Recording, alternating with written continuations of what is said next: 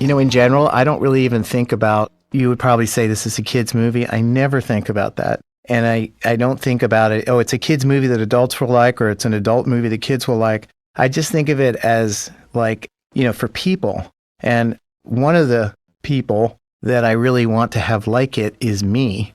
And so it's really making something that I just think is really strong and fun and has a lot of universal kind of stuff.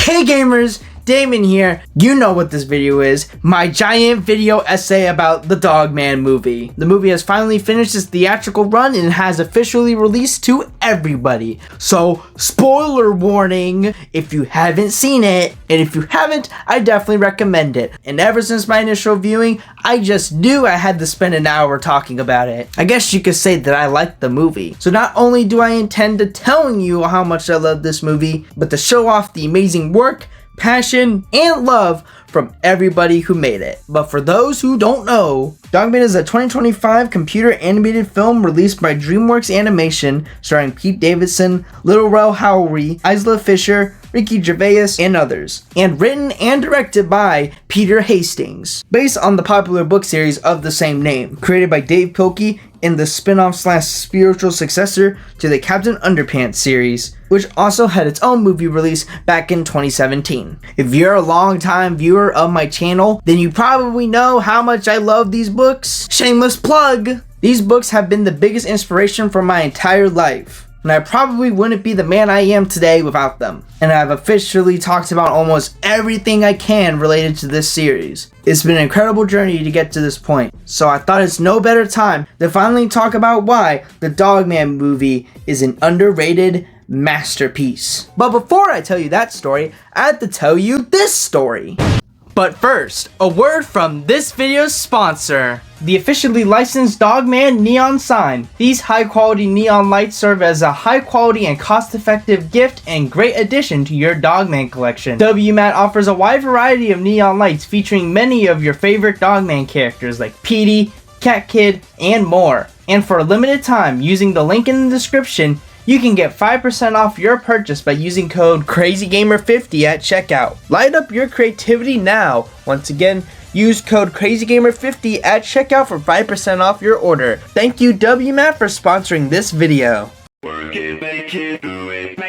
In 2020, we would get the announcement that DreamWorks was developing a movie based on the Dogman series, written and directed by Peter Hastings, who previously worked as an executive producer on the epic tales of Captain Underpants. And as a pretty big Dogman fan, I was pretty excited. The Dogman series was still going strong at this point, and was praised and loved for Dave Pilkey's signature humor, but mixed with emotional storytelling. But pretty much, this movie had a lot of potential, especially with my good friend Peter Hastings working on it. Can you quickly introduce yourself real quick? Hey, I'm Peter Hastings, and I'm the writer and director of the Dogman movie. Woo!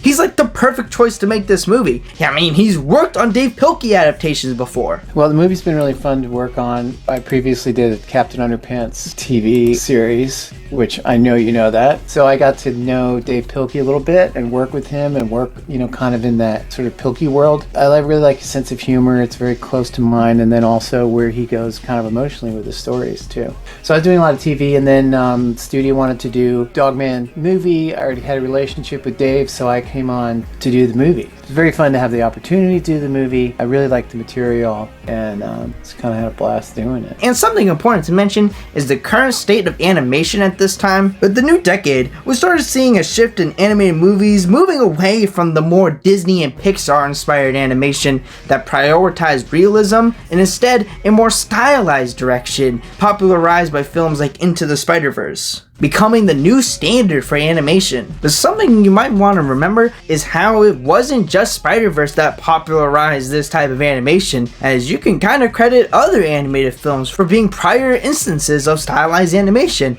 One of those being Captain Underpants, the first epic movie. And that movie wasn't really a hit by any means, but starting around 2021 and 2022, the Captain Underpants movie started to gain a cult following, with many calling it underrated and begging for a sequel that will never happen, and would spawn several internet memes based off of it, which are still made to this day. Maybe I did, maybe I didn't.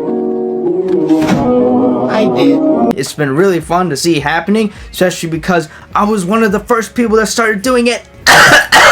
And that demand for a sequel can be kind of fulfilled by the existence of a Dogman movie, because it's kind of the closest we're gonna get. And again, in a post-Spider-Verse world, it has the potential to be a big success. So with all that in mind, the hype was there. And what came out of it? Well, I was too busy building a career on YouTube. The Dogman movie was just kinda there. We all knew that it was coming out, but we didn't get any updates for the longest time. So I started pitching it and writing it like almost 5 years ago, like 4 years ago for sure. I think my first pitch to Dave for the movie was March 2020, so that was 5 years ago, but I didn't really start writing till the fall. It got to a point where me and others started making videos speculating if it was still in the works. It got a little worrying. Pretty much, we were giving the movie free marketing that we did not get credit for, by the way. And this would kind of be a bad omen for the future. But we would get confirmation from Peter Hastings that the movie was, yes, still in the works. Thank God. It wouldn't be until February of 2024 when we would actually get an update on the movie, where we got a release date of January 31st, 2025, and we proceeded to get the most basic plot summary of the movie. Oh wow, the movie's gonna be about a dog and a cop getting an explosion to make Dogman. Whoa, really? But it didn't matter. The movie was less than a year away. The hype train had begun, and all we had to do is wait. And we certainly did. Months would go by without any updates. No information about the film or the cast. But during that summer, we would be released to what would become the main form of advertising for the movie. Leaks! The first leak was the logo being revealed for an ad for the upcoming book Big Jim Begins. But we would also get an online listing for the movie's art book, which normally wouldn't be a big deal until you realize that that cover was our first look of what the movie would look like. We were desperate, man, for anything. And then there was a leak by Daniel RPK that said that Pete Davidson was cast in the movie. And we lost it. It calmed down a bit though, and people then assumed that he was playing Petey the Cat. Take your pants off. An odd choice to be sure, but it had potential. We just have to let him cook. I mean, what other prior voice acting experience does Pete Davidson have?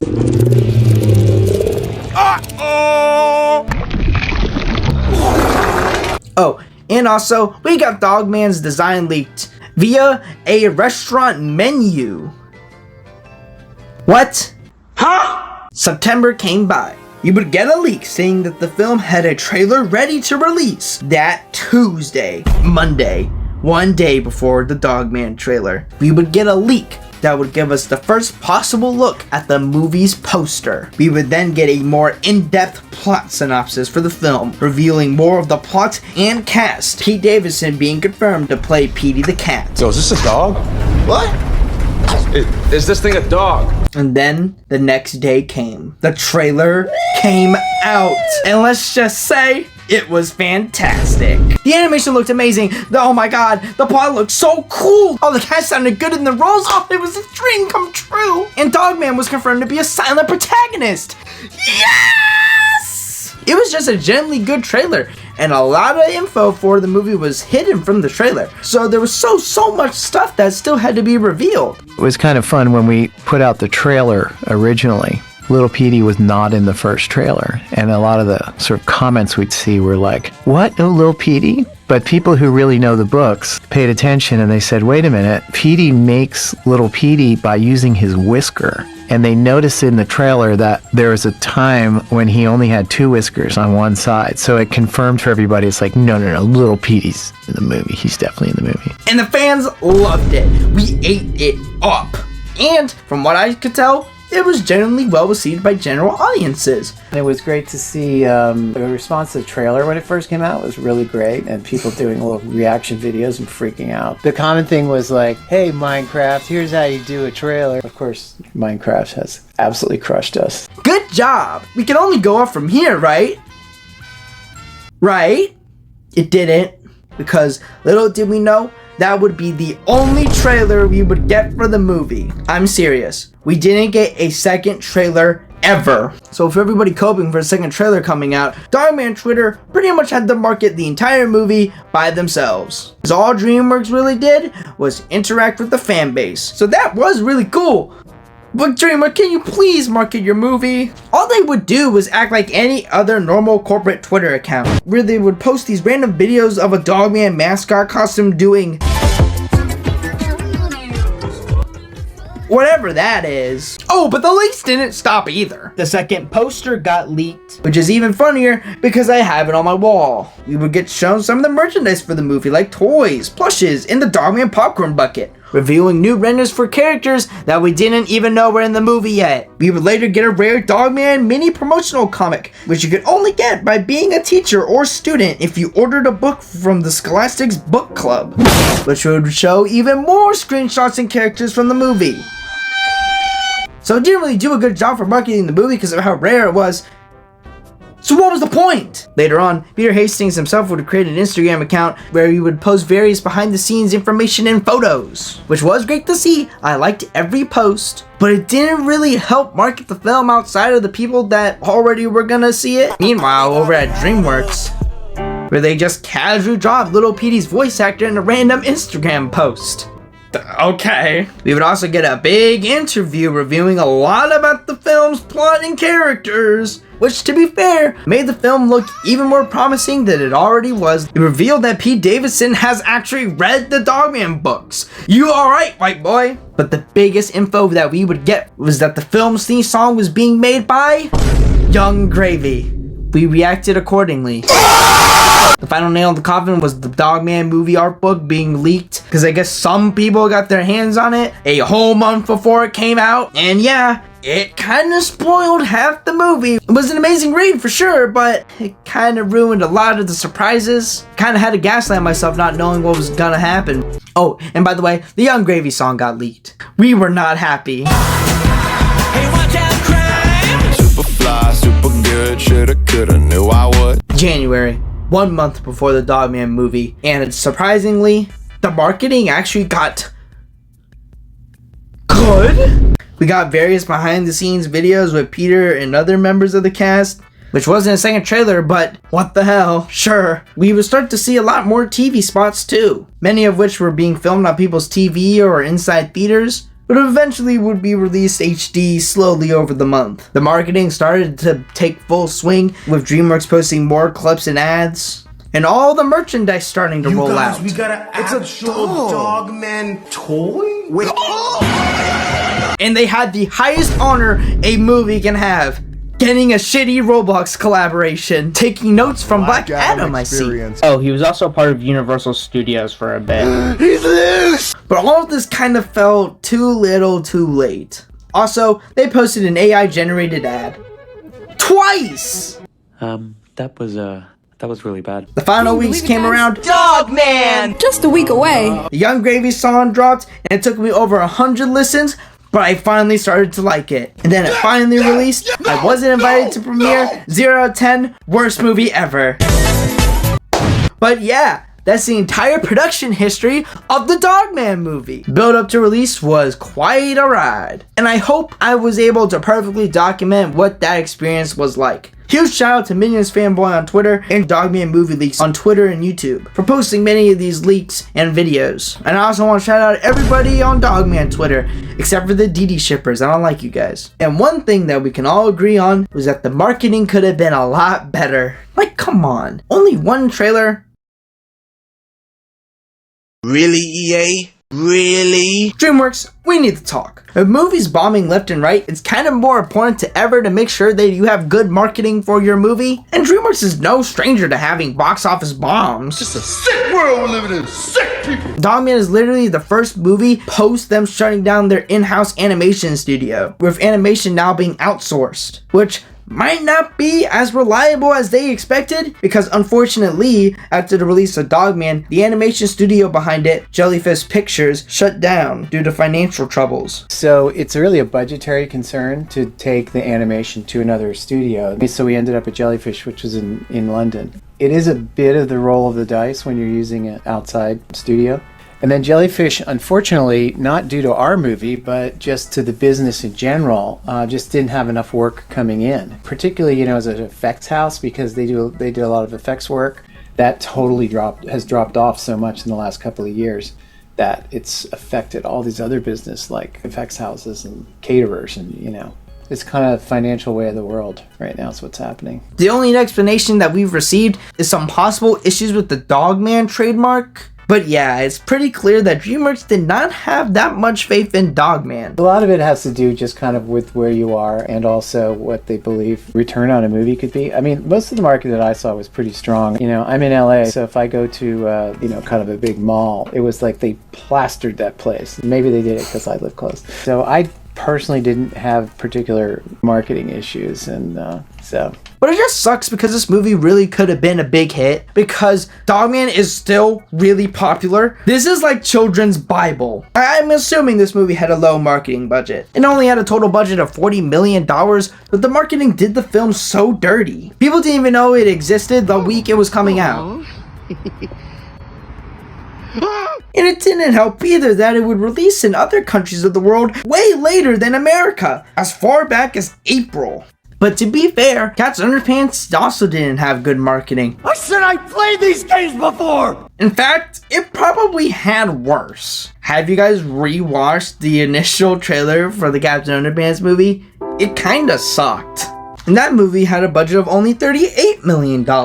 And grossed a total of $125 million worldwide, and never got #1 at the box office, yet was still deemed successful. So with all that in mind, how did Dogman ultimately perform? Shockingly, pretty well. In fact, it overperformed, earning $38 million on its opening weekend at #1, and quickly earned back its budget, despite only being released in the US, and was well received by general audiences, with a certified fresh rating on Rotten Tomatoes. And by the end of its theatrical run, it would ultimately outgross the Captain Underpants movie with $145 million worldwide. Congratulations, Dogman! You did it! The movie was released on digital only 2 weeks after it released.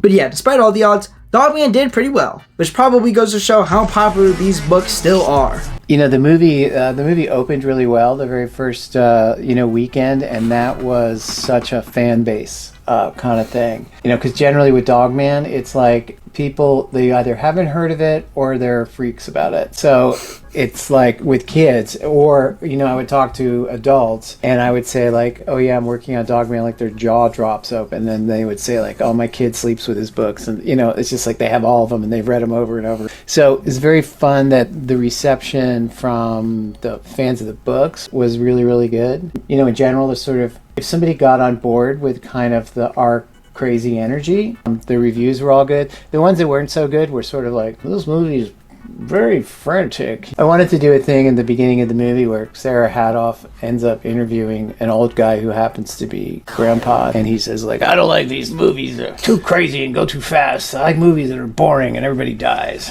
But to fully understand its success, we must now finally dive into the actual movie now. In my Captain Underpants movie video, I went over what I consider to be a perfect adaptation. Unfortunately, that video is old and bad, so instead, I had the amazing YouTuber Asame to explain it instead. Hey guys, I think it's very smart that Crazy Gamer Inc. decided to call up an expert in the field of animated adaptations. LS Mark, just kidding, Asame, me. I've said it a million times and I'll say it again, a good animated adaptation to me reaches the perfect balance of giving the fans of whatever the project is being influenced or based on what they vision themselves while still giving them something outside of that vision, so a project isn't just fandom fandom bait. A perfect adaptation is a film or TV show that represents the overall aesthetic and world, but doesn't feel bounded by the world, and allows itself to step out of the source material comfort zone, and if it can accomplish this, it's done its duty as being a successful add-on to the adapted universe, and not just a bonus or copy. To me, Lego Batman has always been my favorite example of this. It takes all of the silly tropes from the original Batmans and uses it to make the film a more comedic parody focus of the character, but still allows itself to be emotional and represent and be closely related to Batman's canon lonely side. And although this movie wouldn't count as a book adaptation like Dogman, I think it's an amazing example of expanding existing characters, but keeping the overall personalities. The Garfield movie almost seemed to go for this, but ended up feeling like it didn't actually have anything for Garfield to truly accomplish, so it threw in this totally unrelated story and then sprinkled in a few iconic Garfield moments and called it a day. So in a nutshell, too many references to source material, bad, and straying off too far from source material, also bad. It's all about the art of meeting in the middle. Did any of this make sense? I don't know. Enjoy the rest of the video. Thanks, Awesome A. So as someone who's covered literally every aspect of the Dogman and Captain Underpants franchise, my opinion should be taken as fact when I say that this movie is the most perfect adaptation I've ever seen, in ways surpassing the Captain Underpants movie. And I'm gonna show the full extent of that, because that is how good it is. From its very first frames, this movie makes one thing perfectly clear. It knows exactly what it is. It's a Dogman movie. It knows why this series works. Dave puts in wonderful messages about family and about doing good. He also goes to some surprisingly deep places. They're all hidden in there under this really fun and silly and crazy story. See? Took the words out of my mouth. And being a spiritual successor to the Captain Underpants movie, a lot of the film's qualities can be found in Dogman 2, from the animation, characters, humor, plots, and themes. And once again, that is in large part to the writer and director Peter Hastings. He has a long history in animation, working on shows such as Animaniacs and most importantly, the Captain Underpants show. And the humor of these shows are very prominent in Dogman, and they work really well here. It's random yet witty, and that alongside his already existing understanding of Dave Pilkey's work makes him the perfect fit as director. It's really important to me to appeal to as many people as you can, but not necessarily by saying like, okay, this is a dumb thing for the kids and here's like a snarky thing for the adults. It's really like, what can you do that sort of works for everybody? And that was always kind of worked that way. It's like, what can you make that's just like for people, regardless of their age? But I never write like to kids. This is like, I think this is dumb and stupid, but kids will like it. I mean, the thing is, we don't really have fart jokes in this movie, but you know, there's things like that, or people falling down, or you know, silly physical comedy and things like that. And you know, adults laugh at that stuff. And on an unrelated note, huge shout out to him. He is a great guy. I love his work. He signed me all this cool stuff. I respect him so much as a writer and as someone that I inspire to be. What's on your shirt? I can't see. Oh, yes. There's a Captain Underpants shirt here. Nice. Wow. So, there's a good chance that he is watching this very video, so I just have one simple request. I'd love to make a cameo in a sequel or a potential TV show. I'll literally do it for free. Just DM me, man. Anyways, the animation is really well done in this movie as well. With only a small $40 million budget, the team over at Jellyfish Animation and production designer Nate Ragg did an excellent job at capturing the designs of these books while also looking technically impressive at the same time. Unfortunately, like I mentioned before, the studio has shut down, which really sucks because now many talented artists are now out of a job. So I'd like to give a huge shout out to all the animators of this movie. Like I mentioned earlier, in a post-Spider-Verse world, it is nice seeing more films that push the envelope of what animation is capable of. You know, one of the things we really tried to do was to kind of make the books like come to life. So I think there's some sort of limitations in our design style and things like that we put on it. Like the characters look like they do in the books. They're just big round circles. You know, we tried for like 5 seconds to like, what if we redesigned these characters so they were more, you know, movie, and it just like instantly looked terrible. Dogman doesn't really revolutionize anything in this regard, but the rest of the film does a great job for what it sets out to do. But again, it's about also retaining charm, and you know, it's not trying to make the world's largest movie, but trying to make it large emotionally and enjoyable. The team wanted to go for, quotes, a high-end handmade approach, reminiscent of stop motion. Dave Pilkey is a big fan of stop motion, and studios generally don't want to make stop motion movies because they don't make a ton of money. The question was sort of like, what is the quality of stop motion that we can bring into this? It helps capture the film's 2D art style into a 3D animated movie, with the designs being really simplistic yet detailed with texture. And the animators knew that nailing that aspect was essential for this movie. It's really a very important part of the tone of the whole series. And I think when you take a book and you want to bring it into a movie, one of the really tricky things is not just telling the story, but discovering what is the spirit of that book series. What's the spirit of it? What's the tone of it? What is the vibe of it? Because that's really why people like it. The mission statement extends to the backgrounds that are filled with creative set design, vibrant colors, funny details, and Easter eggs. And you bet my ass that I've noticed every last one. Everything helps to emphasize the fact that this film was created by 2 4th graders, with nothing being designed with a straight line. The film also takes advantage of this with various texts appearing throughout the film, like a comic book, and various other elements throughout the film that give it so much flair. This elevates the various montages and fight sequences. And I'd also like to praise some of the character animation too, especially on Dogman, and highlights some of the creative designs of Petey's inventions, both the original designs and the ones from the books. What really makes it live and look great, it's not about making it perfect, it's about making it imperfect. It's like all the imperfections are really what bring life to so many of these things. You know, if this robot was completely perfect, shiny everywhere, it would not have the same spirit and vibe that it does. And it's even true of people. It's sort of like what makes people interesting. It's like it's their imperfections, right? As long as you're accepting them. And this robot is such a great example of this. Just great work from everybody involved, and I'm so impressed by the animation displayed here, where even people that don't like the rest of the movie can still appreciate the animation. So I'm happy with the way that we transferred the feeling, not just the look, but the feeling of the books onto the big screen. I completely agree. But there's a whole bunch of other details for the film that are also really well done, like the score by Tom Howell being a really great fit for the film. It has a lot of big band jazz that feels really perfect for Dogman. It's like if the Dogman game didn't have stock music. The musical! They help elevate the movie's scenes to new heights I don't think they could have otherwise. And on top of that, it is legit a banger. Yo! Ah! Oh, come on! So yeah, the soundtrack is a banger. I've even warmed up the super good. It's not as good as the Captain Underpants theme song, but it's catchy. I like the sample. It has a Talladega Nights reference in it. That's kind of it. And another great aspect of the film that it nails is the casting. And the fact that this film holds back on using a bunch of big name celebrities and has a large presence of more traditional voice actors is really commendable. Like sure, there are some big name celebrities like Pete Davidson and Ricky Gervais, but each of them play roles that fit them really well, further emphasizing the film's understanding of these series characters, which that I will highlight later. But a lot of the smaller roles like Little Petey, Big Jim, Grandpa, etc. don't get a big name celebrity attached to them, which is great in their own right. And once again, Dogman, the title character, is a silent protagonist. How often do you see that? I was trying to answer the question of like, can I have a lead character who doesn't talk at all? He's not going to do any talking. You know, we asked a bunch of actors and we were like, hey, do you want to play the lead character in this movie? And they're like, really? That sounds interesting. And then we say like, he doesn't talk. It's like, okay, maybe not. It's just various dog sounds being done by Peter Hastings. If only I could see what it looked like in the recording booth.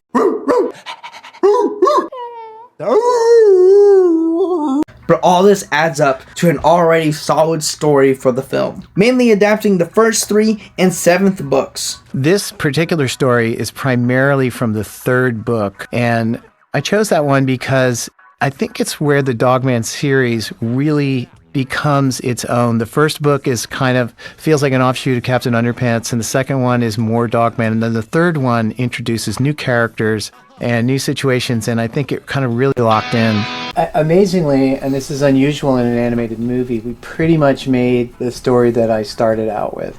In fact, I had a board with 3x5 cards where I laid out the story, and then I never touched it again. It was sitting in a closet. After the movie came out, I pulled that thing out and I was like, oh my gosh, this is pretty much what we did. A lot of that has to do because a lot of it's based on the 3rd book. It's kind of a peek book, and I always felt like it's sort of like where Dave Pilkey really hit his stride with Dogman. I don't know if I said this before, so correct me if I'm wrong, but I think this movie's a perfect adaptation. Many plot beats, characters, and quotes are taken directly from the source material, and there's even deep cut references like this line being referenced to Dave Pilkey himself. If the kids who got kicked out of class and drew comics instead. To little Petey going missing frame for frame exactly like it is in the books. Or the punctuation of words being wrong, like seriously, like seriously. A reference to how George and Harold's comics are often misspelled. Hey, look, how could we pass this up? We'll take 2 insults, please.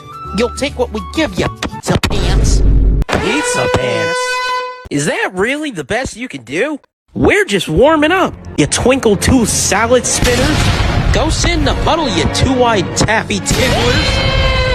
I could list more examples of this, but this video would be like 10 hours long. And for the most part, the film does a good job balancing everything for a feature film, especially with a tight 90-minute runtime. So the hard part is that when you go through the books and you can't really only do one book, because these books, they don't quite work as movies. You've got to kind of build it out. Is that there's so many great moments, there's so many great beats, and it's like, oh, I'd like to include this, I'd like to do this. It was always the same thing, like if we were able to do, a sequel, and you start looking at all this stuff, and you go like, oh, I really like the Fair Fairy, and I really like the Fleas, and I like all this, but it's like, it's very hard to make all that stuff.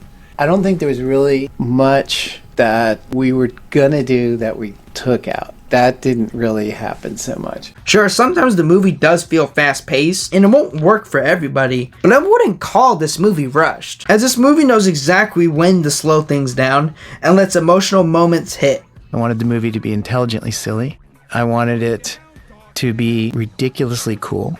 I wanted it to be sophisticated but innocent, sophisticatedly innocent, and surprisingly emotional. So yeah, to address the common complaint addressed with this movie, I don't feel like this film is rushed, it's just a little fast-paced. That's just my opinion though. It's like the Mario movie if it was good. So yeah, from an adaptation perspective, The Dogman is a really quality film. But this movie has a lot of original aspects to it as well. That makes it stand out on its own as a funny, enjoyable, and heartfelt film. But it did have to make Dogman's part a lot bigger and a lot more consequential. The obvious thing in that is that he goes back home after he's turned into Dogman, and he sort of lost his home. So that was like to give him a story arc, to go with. So yeah, after who knows how long, let's finally begin the part of the video where Damon recaps the entire film.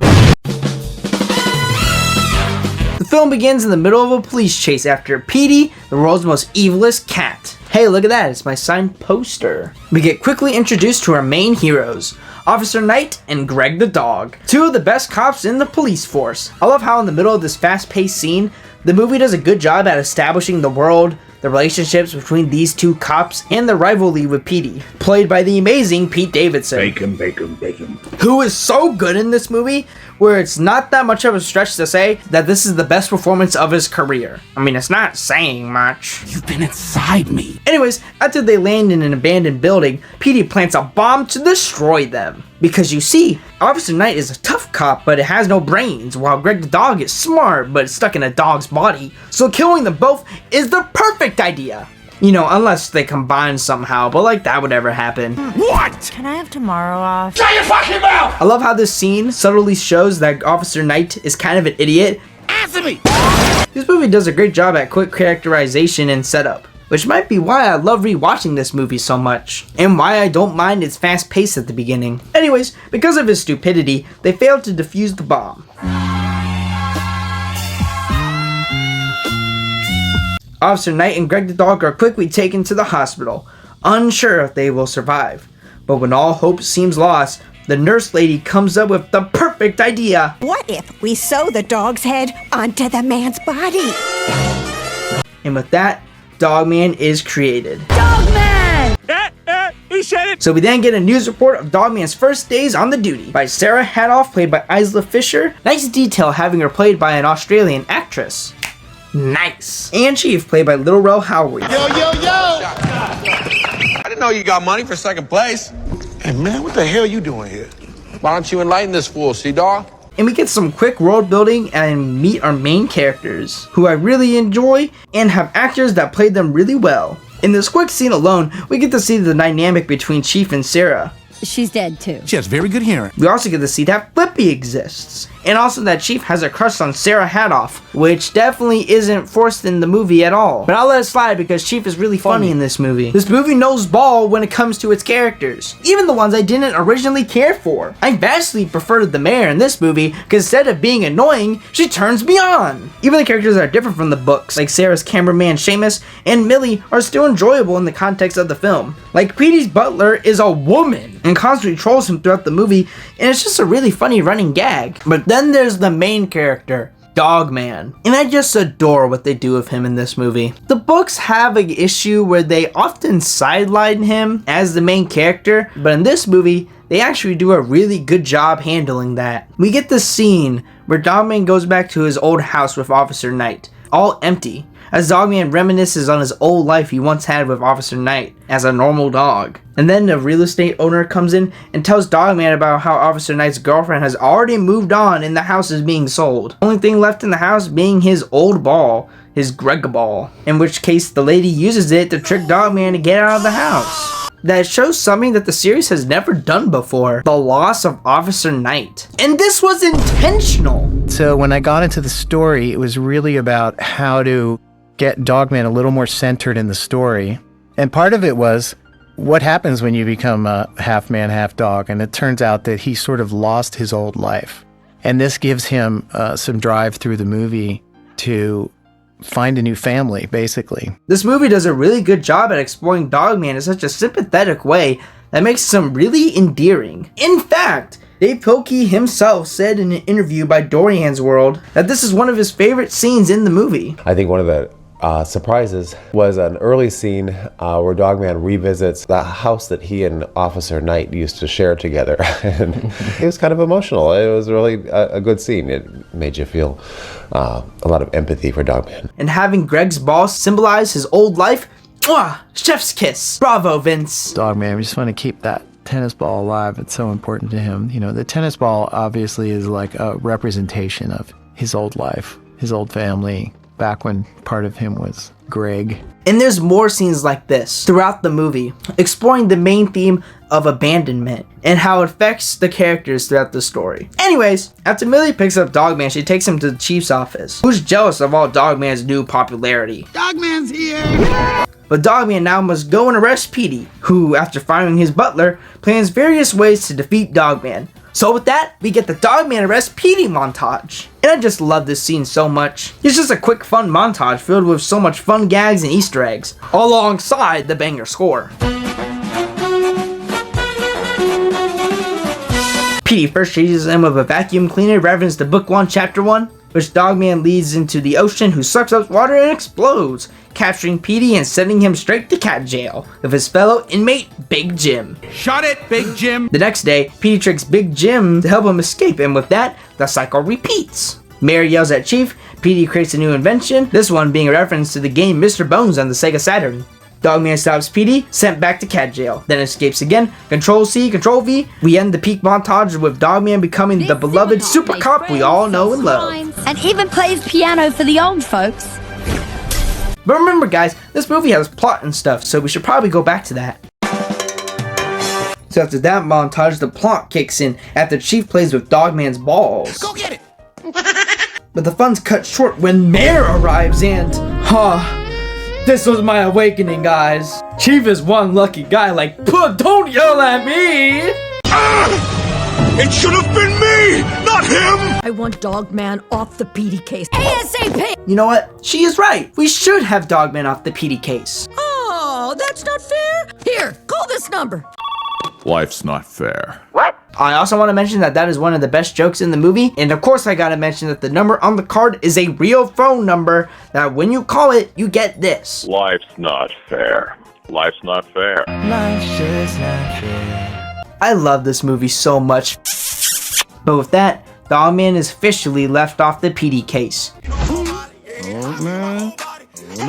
And after this really nice moment with Chief, he goes home. The same house that he bought from the real estate girl from earlier. And this scene is where real men cried. It's It's another great scene with Dogman to show how alone he feels without Officer Knight in his newfound life as a dog man.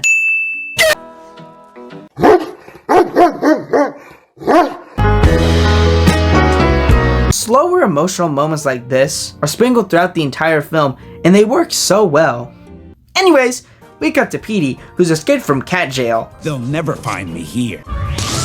And after his daily trolling session from his former butler, gives him the perfect idea. I need someone who thinks like me, who acts like me. Gay. So Petey decides to create a clone of himself, after some online shopping, of course. Air fryer, no, air fryer, air fryer. Clearly, you've never owned an air fryer. Next morning, Chief calls Dogman, who's depressed, up in his crib. And Chief's all like, man, fuck you, I'll see you at work. And Dogman says, Oh, nigga don't hate me because I'm beautiful. Oh wait, I got the footage mixed up. Damn, you okay, Chop? Dogman licks the inside of Chief's mouth and tells Dogman about his new case at the super awesome science center over there, involving the recently deceased Flippy the fish. Do you remember Flippy the fish you gave me for my birthday? Wait to me, brain And yup, that's Flippy's introduction. And yeah, like I said in the past, this is kind of my only problem with the movie. The main complaint of this film is that it has a really fast pace. Is that much of a problem for me? No! But I understand why it's a problem for most people. And Flippy being so quickly introduced like this is funny, but because the beginning of the film is so fast paced, we never get to see Flippy's entire origin play out, so they just cram it into here, and it feels really forced. Like they added him last minute. I get why they did it though, even Peter seems to understand that. This bit here with the board is basically 80% of the second book, presented in like 12 seconds. And it's kind of so fast, and you go through it, if you don't know the book, you're not going to get that. It's just going to fly by.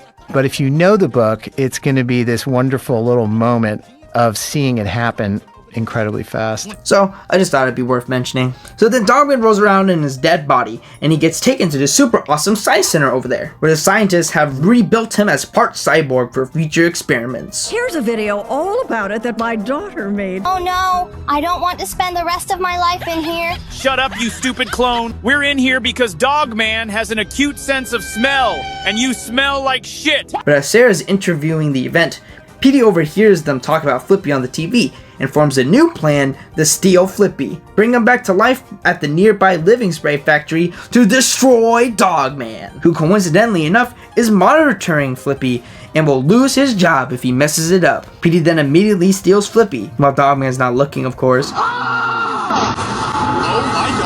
Bro, these lasers are really dangerous. And then an epic chase happens, using Sarah and Seamus's drone to follow and record Petey as he flies away. In The Great Gatsby! From Book 6, Chapter 10. You're welcome, Zach. But after getting distracted by a squirrel, Dogman fails to catch Petey, to the disappointment of Chief and the scientists at the super awesome science center over there. But after showing Chief the footage of Petey, he's still on the case to catch Petey. Meanwhile, at Petey's lair, he reprograms Flippy to have one goal: destroy all do-gooders. That is, until Petey's clothing machine arrives, and after ignoring the delivery man, he reads the instructions to pluck his whisker off to clone himself. And when he opens the door, we meet Little Petey. Now, we all know who Little Petey is, and we also know how much I'm not really a fan of him in the books. But in this movie, I adore him. I don't know what it is, but his interactions with Petey are ripped right out of the books, but they're just so cute and funny that I can't help but love it. Wait 18 years for your clone to reach adulthood? What? 18 years? No! In part to the performance by Lucas Hopkins, who was originally just a placeholder actor, but he just fit better than a random celebrity. We had the editor's son, Lucas Hopkins, was doing the scratch for the kid because we just needed a kid voice. And then when we got around to casting it, we listened to a bunch of actors and things like that. And I go like, nobody's really better than Lucas. And Dave Pilkey had requested, it was like, please don't use an adult to play that part. And he fits really well in the story with how he challenges Petey as a character. So there's a big hinge point in the story because Petey now has a family and he didn't want one. You know, meanwhile, we've got Dogman who lost a family and does want one. But I'll get to that later. Look at this funny joke. Hit the undo button. Sold separately. Sold separately? No! Now, I did show that clip for a reason, and you should remember that now. When this clip was first released, I thought it was pretty funny. I remember audibly laughing in school. But little did I know of how it would come back later and hit me in the feels! So anyways, Petey gets inside the Great Gatsby to bring Flippy to the living spray factory, but unfortunately, little Petey sneaks on board and ruins everything, and Petey gets all bloody pressed, even when little Petey shows him a little comic that he made. The last straw though is when he's about to shoot Flippy into the smokestack. Little Petey pushes some buttons and causes him to miss, and has Flippy fall into the wrong pipe and get stuck, ruining Petey's plan. Meanwhile, Chief is preparing Dogman to find Flippy and Petey, so he takes Dogman to his underground bunker to his special gear.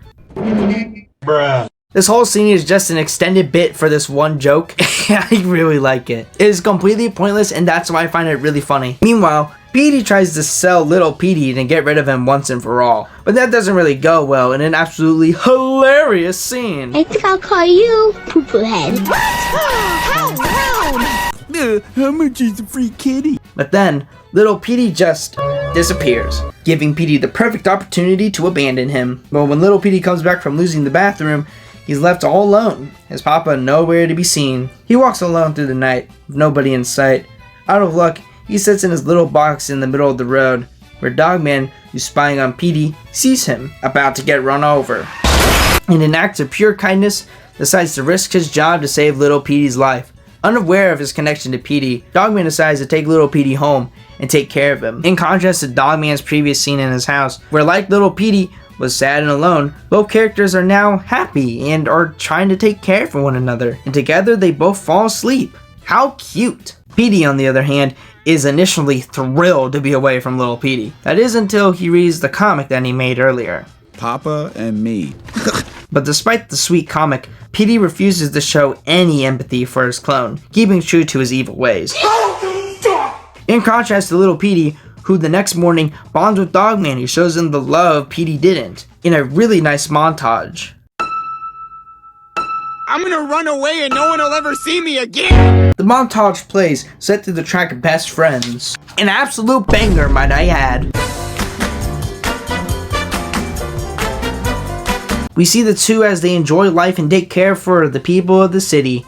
And I love all the details in this montage. You can see them posting up flyers looking for Flippy. Dogman comforts this one guy who was carrying a box of bees earlier. And then here, this is another thing we really wanted to get into this scene, is Dogman demonstrating compassion basically for someone who's kind of feeling low, which we see little Petey do with his dad. And you can see Petey's butler for some reason. I hope that doesn't come back or something. And with that, the two become beloved by the entire city. And if you notice, from the beginning of the piano sequence to the end, that the house is completely decorated differently. Life has gotten good for Dogman now that he's made this friend. Everyone except for Petey, who after just completing his new invention, ADHD, the best character in the Dogman game, gets trolled by his butler and shows Petey the photo she took earlier that I pointed out. And seeing him with Dogman makes Petey so jealous. Again, I just love all the background setup in this movie, dog. It's just so good.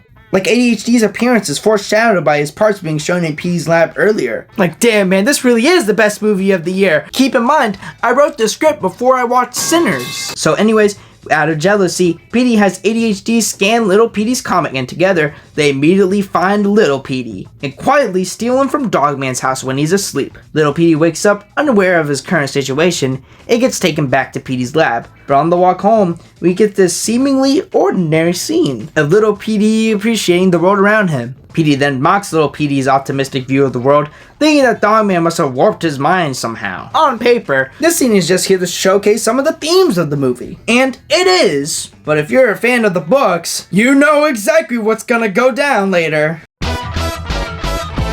Once they come home, Petey shows little Petey his new big invention, the Squirrel Shooter 2000, that will use Dogman's love of squirrels to finally defeat him. The two get ready for bed, but little Petey isn't the biggest fan of his new room in the junk closet, and he wants to sleep with Petey instead. Frustrated, Petey sits down and talks to little Petey, where we learn a little bit more about Petey's past and why he is the way that he is. Now, when he was a kid, his dad didn't really care for him. He got a truck, took all of their stuff, and left him and his mom all alone. But little Petey thinks it's a good idea to find Petey's dad, aka Grandpa, and that maybe he's changed. But Petey rejects this idea, and that change is unrealistic and that the world's a horrible place. That's reality. I'm sleeping with you. No! But that doesn't change much, as little Petey runs off of ADHD and tells him to search for Grandpa, Now I want to discuss some things real quick before moving on, as this is when the movie gets a lot more emotional. For those expecting this movie just to be a haha funny dog cop movie, one of the big reasons the Dogman series is so beloved as it is because of the shockingly emotional and adult themes present in the books, such as abandonment, change, and the goodness of people in a shockingly realistic way. You know, Dave was really, I'm going to say, brave in going to some of the emotional places that he goes with the story, because it seems so flip and silly. And then, here's this guy, I mean, he's giving away a cat on the street in one sense. On the other hand, he's abandoning his child. So it's so great that he does that. Many of these themes and events are being adapted for this film, and I respect this film so much for having the balls to cover all that source material, because that thing is shockingly relevant in today's age, and they help elevate the story, because it could have been so much easier to ignore it entirely. And this bit with the flowers and stuff, I pulled this from a much later book, because it's just such a rich, emotional story that Petey has here. More of this will come into play later, but as of right now, the film decides to recontextualize Petey as a character, with little Petey questioning his true nature. You know, he is a guy that, as we find out, that he just had a tough childhood, and he's convinced himself that he's a bad guy. And then he kind of meets this kid, and it's like, maybe you're not. I interpret this as a way of little Petey being a reflection of Petey's true self. Someone who has the ability to love and be good, but because of his upbringing, was never able to. But when you look at little Petey, someone who we've seen shown that love from Dogman, shows that it is possible Petey to do good. He is literally his clone. But you're not like me. Maybe I am. You just don't like that part. And furthermore, the film challenges whether or not change is possible. Because after all, that's just reality,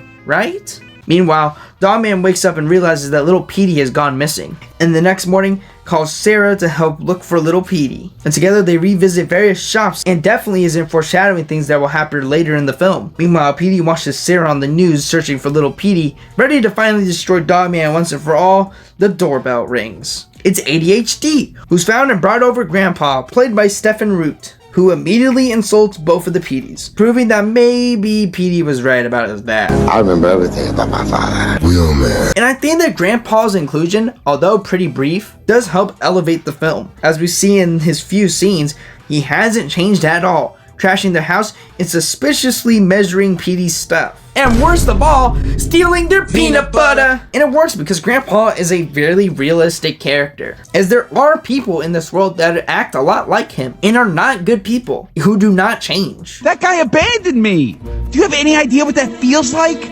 Yes. I love this because it really helps ground the film despite how silly its tone and characters are. And it was a lot of discussion about this part of the story, and I really wanted to keep it in, and it's just so rich. I mean, I think I even wrote Dave an email and I was like, I can't believe you put this in the book. It's so amazing and unexpected. And you know, he's very interested in having real things portrayed in life. So it's not that everything is candy-coated and perfect all the time. And that's something that's really important and something I really appreciate about this movie. Where do you keep the air fryer? I could destroy a year's supply of your hair gel. You'd have to be a real sicko to do something. But anyways, do you guys remember Flippy the fish? What's he up to, man? What's he doing? Yeah, he's in this movie in case you guys forgot. Kinda got a little sidetracked. Well, there's an earlier scene inside the living spray factory where two workers find him stuck in the gears. And in this scene, after playing with his dead corpse, he falls down and breaks one of the pipes, spraying living spray everywhere. And he comes to life and, ew, he's British! Yeah, Flippy's voiced by Ricky Gervais now, and after being absent for the entire movie, is the main villain in the third act, with the living spray building that also comes to life. I love how the building only says Gooba Gaba like in the books. This movie is perfect, everything down to the last minute details. So Flippy, with his psychokinetic powers, leads his beastly building to destroy all do-gooders. Meanwhile, Petey's preparing his scroll shooter to destroy Dogman before getting mocked by Grandpa, in which little Petey defends Petey, loving him no matter what. I really enjoy this scene a lot because this emotional interaction where his dad's driving him crazy, where little Petey says he loves Petey, and he's slowly getting through to him where he cares about this kid. And really the story ends up being that he wants to care about this kid. He doesn't want to be like his dad was to him. He wants to sort of break the chain. I like this moment. In the books, little Petey often has like these little speeches like this that he does a lot. They get pretty annoying after a while, in my opinion. But in here, it's sweet and hopeful that in spite of people like Grandpa, there is good in the world, and people who will choose love over hate. Dave has this desire to basically encourage goodness, really. You know, little Petey's very often saying things like, you can't just be good, you got to do good. And being this undeniable force of positivity out in the world. But Petey tells little Petey to stay home with ADHD because he has to do what he's got to do. Get milk. Right. We see Dogman again, who after searching for little Petey all day with Sarah, has officially given up and dealing with the loss of the one person who made his life better after Officer Knight's death. But Sarah tells him a story about how she lost her pet gerbil, Colonel Kurtz, and that he needs to keep going. Gerbils can be mean.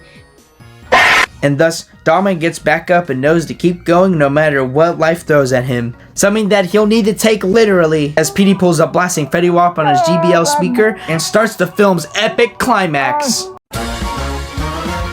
Petey uses the Scroll Shooter 2000 to trick Dogman and almost kill him as he shoots a bomb scroll into a nearby building. I'm cropping it. I'm cropping it. But after showing the pure evil of his new machine, Dogman locks in and holds onto the shooter as Petey drives away. Meanwhile, Flippy's terrorizing the city as they search for our heroes. Then an epic explosion happens and Dogman and Petey land on Philly the Euro. Oh my bad, cheesesteak. And this just put a giant grin on my face. Not only seeing my goat Philly, but to have that silly joke from the books ripped right into the movie. Huh? I love being a Dogman fan, it's awesome! Fucking cheesesteak? Rats! And with that, Dogman publicly captures Petey to both the mayor and chief, saving Dogman's job. But when little Petey sees and comes over to the screen, Dogman finally realizes that he's Petey's clone. How did you not put that one together, Dogman? It's funny because when I was watching this in the theater, I was thinking the exact same thing. Like, how did you not realize it? It's so obvious. Only for the movie to say exactly that. But whatever they thought, already thinked it. So now Dogman has a dilemma, whether or not to arrest Petey. No, wait! Arrest him! I miss him. But it's cut short when Flippy spawns into the word do-gooder. Initially, Petey's relieved that his old plan worked out in the end, and Flippy will finally kill Dogman, until things go horribly wrong as Flippy turns to little Petey instead, a pure do-gooder, and takes him captive. And so, Dogman decides to briefly team up with Petey to go and save little Petey. And we get a random gag that is literally so yaoi core. But saving little Petey is going to be way harder than expected, as Flippy dangles him over a bridge to lure them out. So to fight back, they go back to the lab and build a giant mechanical mailman to fight off against the living spray factory. And we get an epic kaiju fight between them, ending with a massive suplex. But as the robot breaks little Petey free from Flippy, the living spray factory sprays its remaining gas to the city, which brings the buildings foreshadowed earlier to life. Hey, I can see my house from here! Oh my god, they did it! They had a George and Harold cameo! I audibly cheered in my theater! Anyway, Chief and Sarah arrives at the scene and orders everyone to evacuate, and also reminds the audience that Sarah and Chief have crushes on each other. Which, okay. But like, this is the second time it's been brought up in the entire movie? Anyways, the giant robot takes on all of the beastly buildings all at once. And it's really cool and fun until the robot falls down defeated. The rest of the gang goes to check up on Dogman and Petey, but things only get worse. The buildings come back and starts crushing the robot as our heroes try to escape. We're surrounded after climbing out of the robot's ass. That is until little Petey, who went back to the lab, got inside ADHD, comes to save the day. Flippy-ki-yay, Flippy Flipper. And after defeating the final building, ADHD comes crashing down defeated. Dogman and Petey finds him, but with Flippy on the way, all hope seems lost. Until Petey decides to switch places with little Petey, to trick Flippy, sacrificing himself to save little Petey, in an act of true selflessness. And what makes this scene and the entire climax work is how well they balance the film's tone with its stakes. And then I think one of the other sort of things that makes a lot of this stuff work is that these characters take this all seriously. It doesn't matter how ridiculous it gets. They don't call it out. It's for real for them. And it just makes it more dramatic. And now we reach the final stretch of the climax with Flippy taunting RoboCat. Oh love me. No, he didn't. And takes Petey with him as he takes him to die in the most macho way possible by dropping him to the mouth of an active volcano. Which is from Book 3, Chapter 9, page 201. Meanwhile, the rest of our heroes watch in horror. Well, that's out of our hands. There's nothing we can do about it. Nice work, Chief. But Dogman and Little Petey come up with one last idea to save the day. I don't know why Dogman ate a crayon, though. And as they go on their way, Chief asks a very important question. Who's the hero? All of them, Chief. All of them. Actually, I'd argue it's the mayor, because she's really hot and she's doing her job. So as Flippy's about to drop Petey into the volcano, Dogman arrives and has a quick, funny standoff between him and Flippy, until Little Petey comes out, who instead of trying to fight, talks to Flippy, in a scene ripped right out of the third book. And Flippy explains that he's just mad at the world for mistreating him. You could argue that Flippy's kind of a forced inclusion in this movie, given how he's introduced and how little he shows up through the middle of the movie, only serving as a villain for the third act. But I think he's a fun and threatening character, with a really entertaining performance by Ricky Gervais, an actor I don't even like. Dominic Bad Guy? It's pronounced Bad G. And I think he fits well into the story, serving as another character who's been mistreated by the world, similar to Dogman with the loss of Officer Knight, and Petey with his childhood trauma from Grandpa. But now Little Petey confronts Flippy. What's that? Your manifesto? With a little comic that he made for him, showing that love really does triumph overall.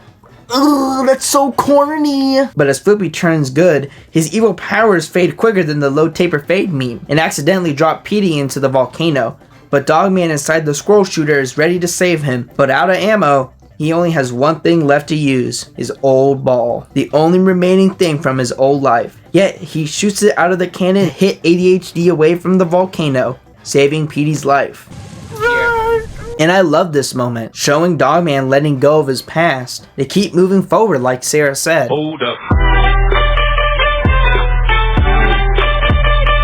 Something interesting I found in the deleted scenes of this movie was an alternate ending of the climax where Dogman shoots his ball way earlier in the fight and saves Petey in a different, more comic accurate way. And while I do like that scene, it even has this one really funny joke. The pig is evil! Which is why there's never been a better time to invest in crypto. I'm glad they changed it for what we ended up getting. To have this moment with Dogman's ball have way more impact. Bravo, Peter. And that leads us right to the film's conclusion.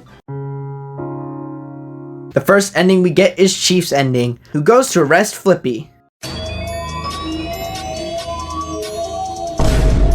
Oh. Okay, girl, this is literally the third and final time this subplot has been brought up. How the hell do you suddenly have feelings for him? Was it because he showed his cheeks or something? About that prick's face when he showed a gat. Whatever, I don't really care. Sarah takes a photo for the front page, getting the recognition that he deserves. Good for you, Chief! And when he's about to arrest Petey, the mayor shows up and gives Petey a pardon for being a do-gooder. And I'm not just saying that because it's an election year. Don't worry, I'd vote for you no matter what! Yeah, that brother's starving. But in response to this, Petey stays true to his character, claiming that he's selfish and mean, and leaves, taking Little Petey with him, away from Dogman. Completely ignoring the fact that half the city is destroyed.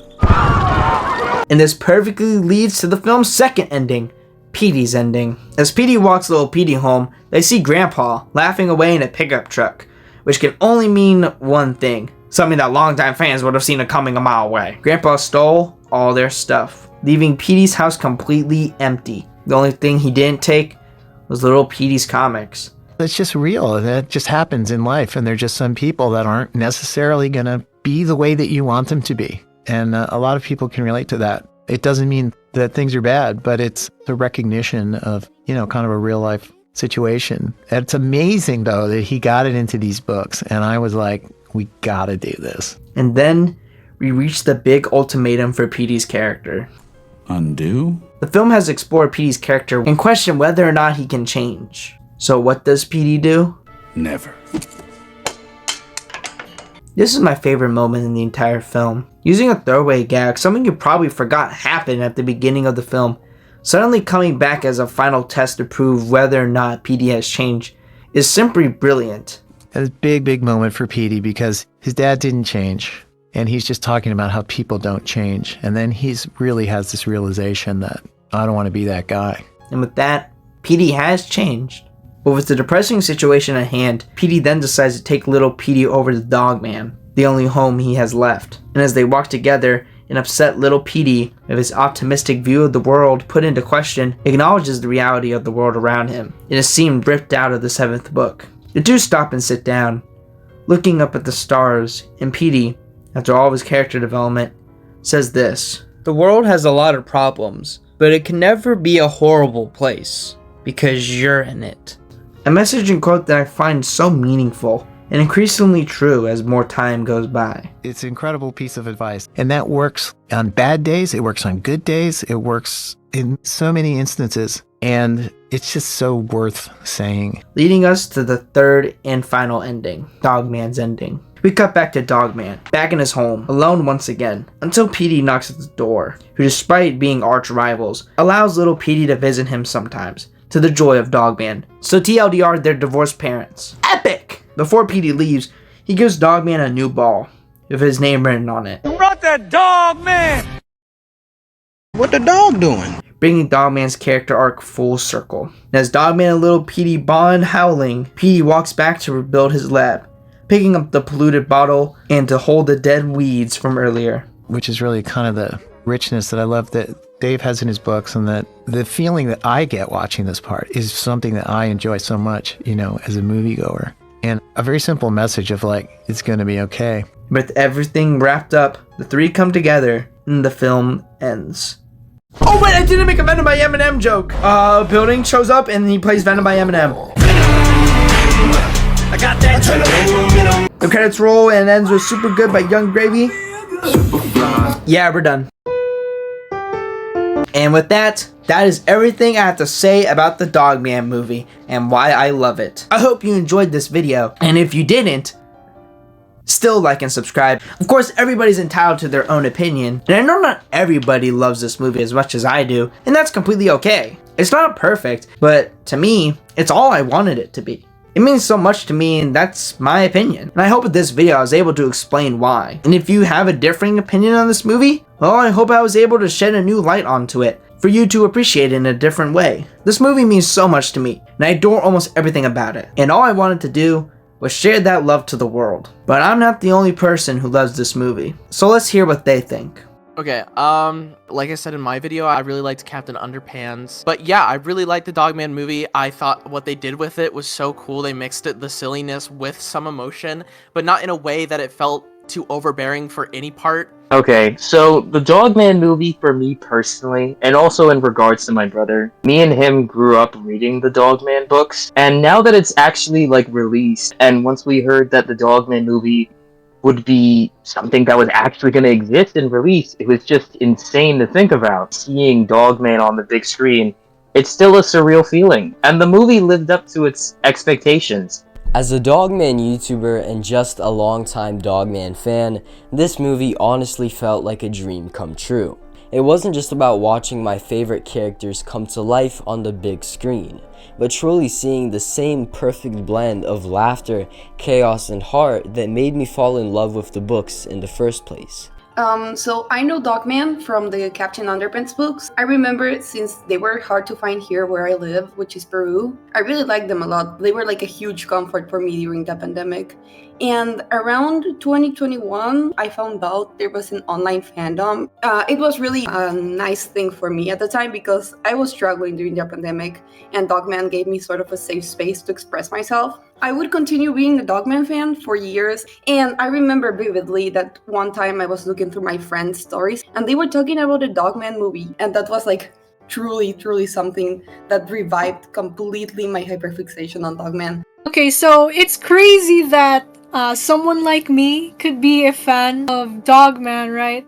I come from the other side of the world, so I don't have the same attachment as those who grew up with Dogman. I don't get the same sentiment as those who knew every single reference of the movie. But what I do admire about the movie is how faithful it is to its source material, and how much love and care it was to make the final result. I've been following this movie literally the day I came out of the Captain Underpants movie. I was like, alright, where's Dogman? Captain Underpants, the movies, the books, like I've always loved it, but I feel like with the Dogman books, there's always been something different. Like, Dogman has always just stuck out to me. I always loved the Captain Underpants and Dogman books as a kid. to see books that were like a huge part of my childhood being adapted into movies for more people to see and to enjoy. It's just great to see. But when I did go to see it,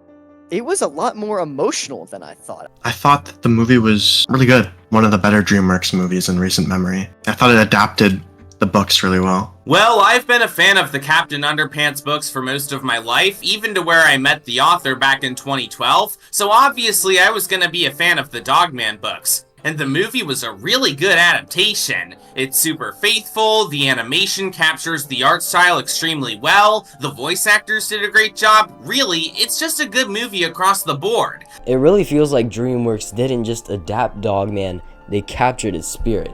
My favorite part that I always think about is the bees falling out of the box, because that really represented the Captain Underpants style in the original movies style, and that was such a good visual gag. Like, altogether, the movie's visual gags were stunning.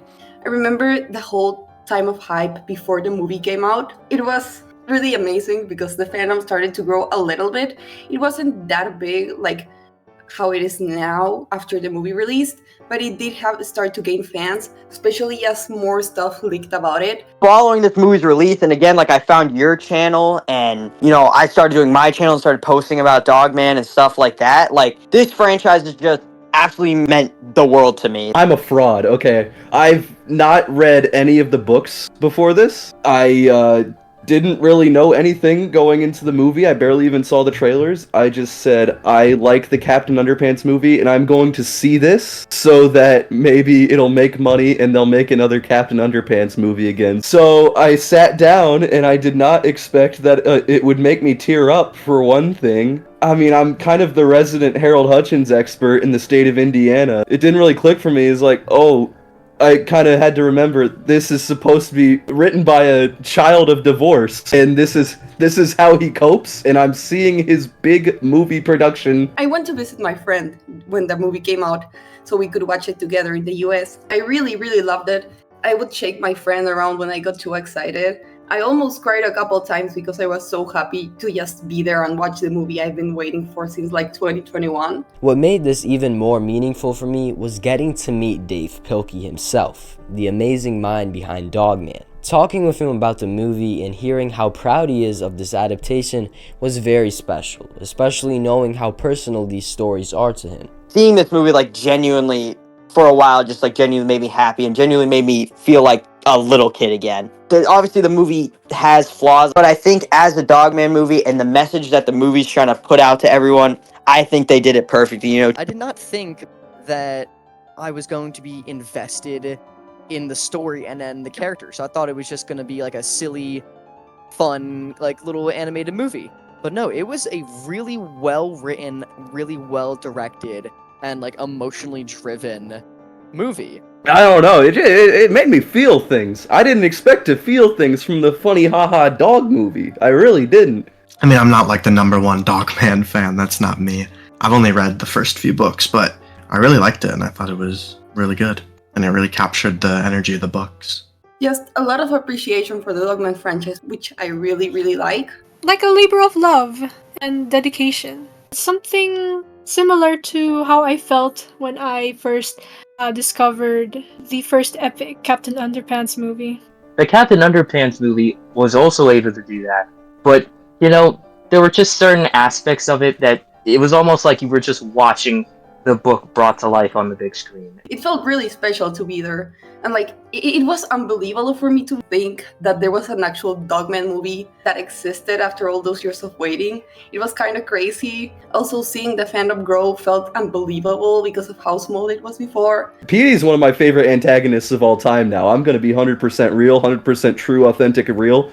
Clint Eastwood watermark. Getting to interview Pete Davidson, who voices Petey in the movie, was just as exciting. He brought just the right amount of depth and emotion to a character as complex as Petey, and hearing him talk about how much he loves and respects all of these characters really made me appreciate his performance even more. And it's insane that, all the voice actors did an amazing job. I still cannot believe how much I loved Pete Davidson as Petey. And the emotional beats in this movie were things people were not going to expect from this film. and it just has that humor perfectly brought over from the books into this movie. While also being like silly and lighthearted, and you could tell it was definitely aimed to be a kids movie, but it also had enough things that people like us, or people like the parents who take their little kids to see this movie, even those parents wouldn't be bored. It wasn't like a full brain rot type movie that's only for like toddlers. And I think Peter Hastings was the perfect guy for the job. Written, directed, Peter Hastings. That's an awesome name, I gotta say, by the way. I'm super thankful that Universal and DreamWorks were able to take such good care of Dave Pilkey's works, because this and Captain Underpants are everything I could have asked for as adaptations of two book series that have meant so much to me throughout my life. And in regards for my channel, this has been probably kind of the spark. Really started my Dogman content when I just brought up the question with you was also, where is this Dogman movie? With that, it was just full sailing from there, talking about it, seeing all the leaks, speculating about it. Now that it's actually released, and you know, my channel's at a pretty good spot with it, and it's crazy that I've gotten to meet so many cool people from this movie, and it's just amazing. I've also seen that it has become a little bit more popular with Latin American audiences, which is something I appreciate, because when I was in the fandom before, it was really hard to find other Dogman fans or other people who like Dogman. And after the movie came out, it's almost like everyone knows Dogman, and it fills me with happiness, honestly. Shout out to the people at DreamWorks who made an absolute banger. They're calling it the film of the year. It had something for everybody to enjoy while still being whimsical. And I think a lot more animated movies these days need to do that. It doesn't need to fully be a commentary on something that, like, the adults watching the movie will get, and the kids will just see, ooh, fun animated looking character. No, you can have a silly and whimsical movie that's still, like, emotionally driven. And I think more movies like Dogman need to exist in this world. I hope this gets a sequel and it makes $20 Dogman-illion. It definitely made me think, like, just how fun making a movie like that would be. Not only are you paying attention to Dave Pilkey and, like, getting to honor him and seeing his reaction to that, I can't even imagine DreamWorks getting to show that movie to him, especially with how good it is. But also, like, just, like, you can just have so much fun with a movie like that. All these jokes you can come together. The animators are having a good time. It all feels with heart, and that feels like a great movie to work on. As a fan and as someone who spent years talking about these books, I left the theater thinking, yes, this is exactly what Dogman should be. It captured the heart of the series in all the best ways. For fans like me, this wasn't just an adaptation, but a celebration of all we love about Dogman. What is something that you hope audiences will take away after seeing Dogman? First of all, I know that Dogman, you know, it's sort of like if you go to the movie theater and you see like a little standee of Dogman in the corner and you just go like, oh, that's just like a movie for 8-year-olds, which it is, but that people will discover it as, and the sort of broader appeal of the kind of comedy that's in there and stuff that's in that movie, and that's fun.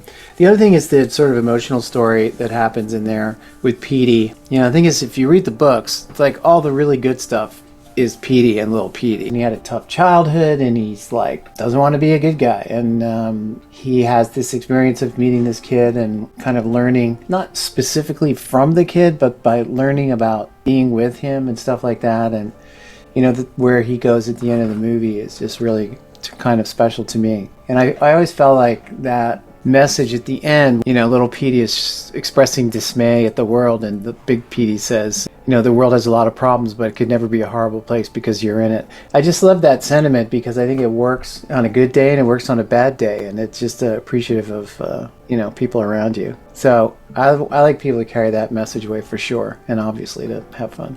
The other thing is, when you're making the movie, you don't watch it with kids generally. You're just like with adults all the time, you know, with these filmmakers and people, animators and stuff like that. And so we're liking stuff, and we're liking this and that and all that kind of thing. And then you do a screening, and then all these kids show up, and you're like, oh yeah. You know, they show up in their Dogman t-shirts and stuff like that. It's super fun. Maybe that was you.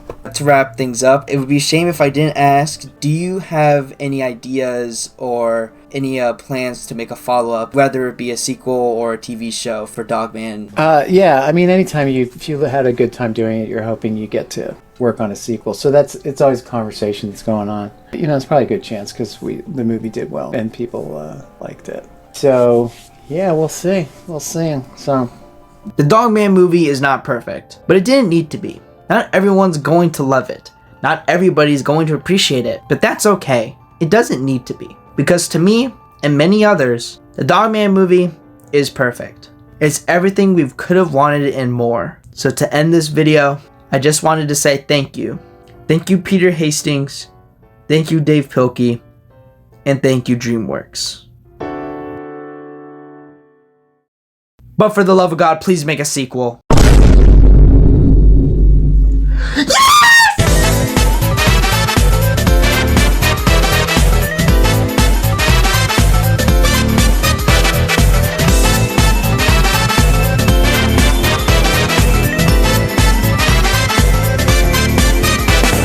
and maybe we'll get to see another one. No, for real, don't play like that.